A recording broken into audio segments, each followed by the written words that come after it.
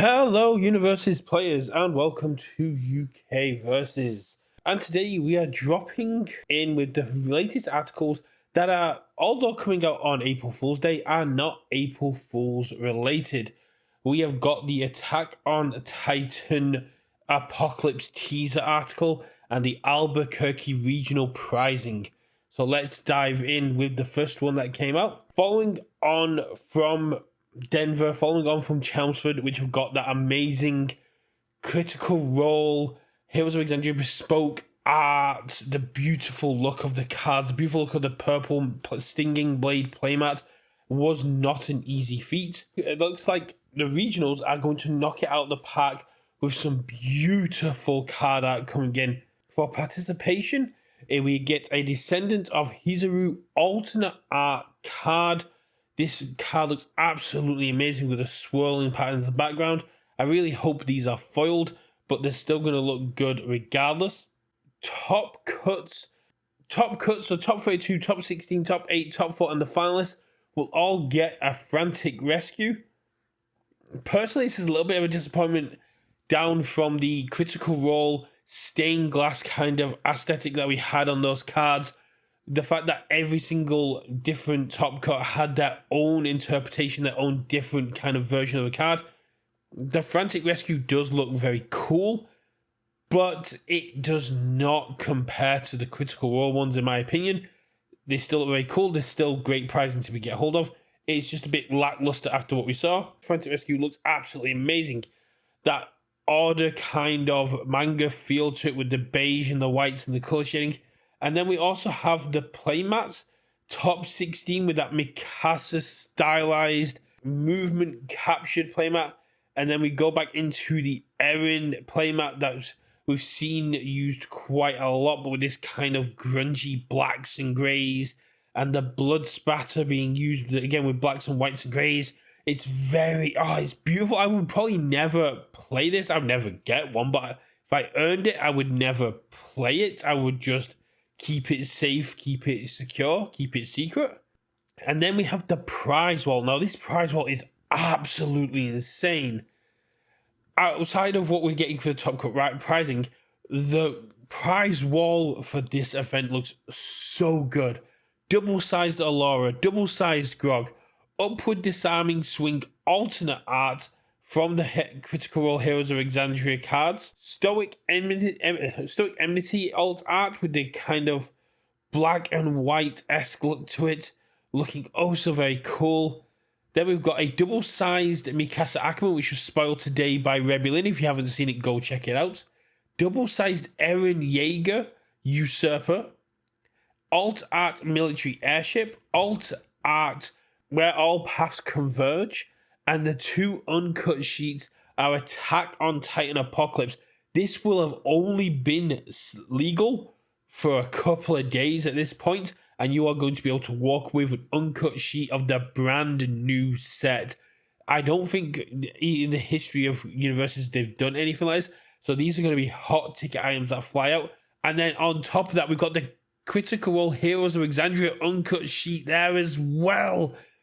Looking so cool, so damn. These uncut sheets are looking so good. If you manage to pick up a Challenger uncut sheet, this is going to be a perfect addition to it. And this is something I'm glad to see come back, something that I'm glad they've included.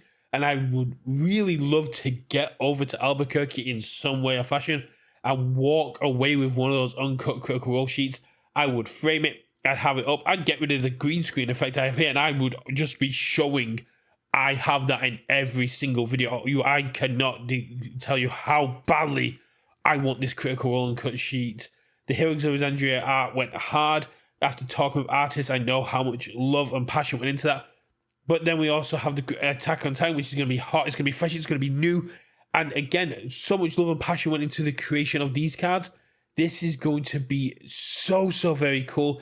And you're going to be able to pick them up using your prize wall tickets at Albuquerque. Very cool. I'm very excited to see what Chelmsford are going to have in their aspects. I know that they're probably going to have a lot of the same that Denver had, but this is very cool to see coming out from here. And then Jeremy Ray dropped us with a game design apocalypse teaser where we get to find out some of the stuff we can expect to see in Attack on Titan Apocalypse. So, what can we see in Attack on Titan Apocalypse? We're going to see the first cards with 2 attune symbols, including the pre-release promo you can get for taking part in pre-releases. Sign-ups are now going, and you can walk away with 180 loyalty points just for signing up before April 25th. So go get signed up today, walk away with those extra loyalty points and put them into some promos. And if you miss out on that time, if you sign up before the 8th of May, you can get 120 points, which is still one of the promo on the new reward store. Very cool, great way to earn points while we're waiting for box redemption to start. A transforming character that is able to rapidly transform back and forth, similar to what we saw with Zuko Midori on the move. More powerful backups and backup support, because keeping our backups alive is something that a lot of backup stands have been saying is missing. 5 brand new characters, which is going to be very cool. Reveal season has started, so keep your eye on your content creators to see who has got these brand new characters.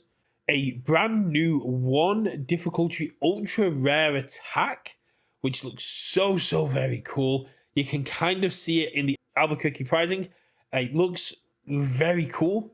A brand new character who is able to play with an unusually high number of attacks in their deck. Maybe they're talking... I think I know who they're talking about here, but I don't know what every content creator's got. But come back tomorrow and let me know if you think that is talking about our character. More support and another character with our wall counter archetype. So more support for wall counters, more wall counters coming, and that is so cool. The wall counter archetype is one that has been utilized throughout the meta. We saw Kevin Broberg using the wall counter archetype when he won the regionals with Erwin Smith. We've seen the wall counters be used by Travis Tenchman with Krista. The wall counters are a very strong archetype, and we get to see more support for them and even new characters utilizing them. That's so very cool. New ways to outwit our opponents. If you're unfamiliar with outwit, that is where you have the cards face down, and when the requirements are met to outwit, you will unflip and commit that card, and then you will resolve the outwit ability. So it's great ways to strategize about what your opponent's game plan is and prepare to outwit them with it. As well as cards that gain more power if your rival has cycled. So cards that are now going to be punishing that casino aspect. Cards that are going to essentially enable the mill strategy, which is something we have seen support for, but have never really been a viable Universus strategy. Where trying to get your opponent to run out of cards is not the most viable strategy. Getting your opponent to cycle so you can trigger your abilities are a lot more reasonable of an expectation for mill, and I absolutely love that. Moving over, we get some text out teasers that we can see coming into the game. We're going to see a card that you can have up to 10 copies of in your deck. A brand new first form mill 5. Name a keyword. Add all cards with the named keyword. Mill this way to your hand. Form commit. Add a Titan card from your card pool to your hand. So you're going to be able to commit a character, a foundation, a backup, an asset, allowing you to pick up a Titan card that's in your card pool and play it again. And because it says Titan card, this will include backups. If there's any Titan foundations, this is going to be very cool to utilize and be able to also allow you to block, pick up your blocks, and utilize them again for future turns. It's great resource management, and it looks like a kind of reusable struggling with studies-esque kind of aspect. A great one for Ghidorah here. If you have 10 or less health or your rival has cycled this game, this attack gets -3 difficulty. If this has got any Ghidorah symbols, it's going to be a pain. But I don't think Ghidorah has too many symbols that correlate with Attack on Titan. But still very funny. No, it's death. Ooh. I forgot that death's a thing. Response: before you make a check to play this attack, reveal the top 2 cards of your deck. Add one of them to your discard pile. So just making sure your check passes, I'll be able to highlight what's on top of your deck, as well as utilizing some of these when they hit the discard during the combat phase aspect. Very cool. Response commit. After your rival's ready step, commit one of their foundations. So it looks like Proud Scion is back in the format. we've got a reprint of a hero. We got a reprint, our spiritual reprint of a Heroes Clash card, which was a staple for a lot of the control decks that wanted to commit and freeze out their players. The lock, death arms kind of control and freeze characters really did love Proud Scion. Moving further on down the line, we got Blitz, draw 1 card for each attack in your card pool. Devil Jim's going to absolutely love this. Response after this foundation is ready during the combat phase, draw 1 card. This seems absolutely nuts if you can play it in the right way. Enhance, commit, look at the top 3 cards of your deck, build one of them face down, discard the rest, allowing you to create those outwit scenarios, but you will, and because you're looking at, not revealing, you are going to be able to choose while your rival has no idea what you put down. You are creating its error mystery. You're creating trap foundations that are going to cause your opponent to have to think about how they play. And thanks to open deck lists, they'll know what outwit cards you have and will know what to play around, but that's going to put a tax on their mental load. And finally, Blitz. This attack gets +1 to its stun rating for each face down foundation in your rival stage. That's going to be nuts. That's going to be beautiful in the long game. It's a card that can only get stronger the longer the game goes on. I am so excited for Attack on Titan Apocalypse. I mean, I say this with every single set. I'm just excited to see new cards, see new art, discover more of the world and the story. We've literally just had Hex, and I'm excited to see how UVS are going to follow on from such a powerful, impactful set. And if Apocalypse can live up to the hype and exceed the hype of Hex, but the Albuquerque pricing is just nuts. I am so on board for the Albuquerque pricing. I will catch you all in the next one, and have yourselves a great evening. I will see you at game night. Goodbye.